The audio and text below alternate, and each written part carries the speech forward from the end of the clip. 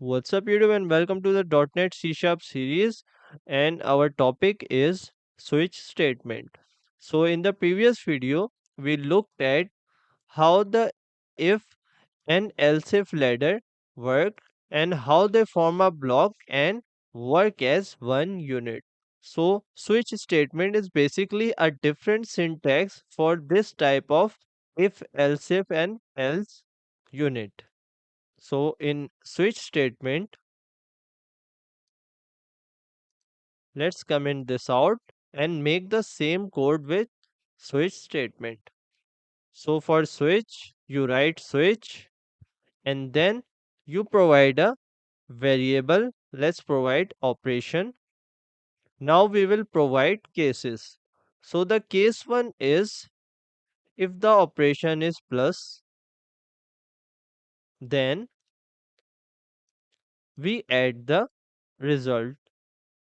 Then we have to write break to end this case. Similarly, right, these cases, so this is if, these are else if, and then we have default operation equals to 0, and then we have to write break again. So this is a switch statement. It is a much cleaner approach as compared to the if and else statement. And the switch statement is used when you just have to assign a simple value or perform a simple operation. For complex stuff, we use if and else. So we can write a number, second number, then an operator, and we have the result. So it works the same way. We can also assign multiple cases to this.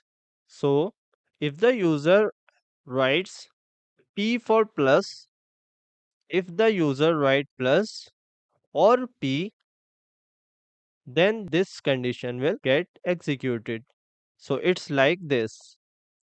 If we write this condition in if, then it will look like this. So, you can see that in comparison to this is a much cleaner approach.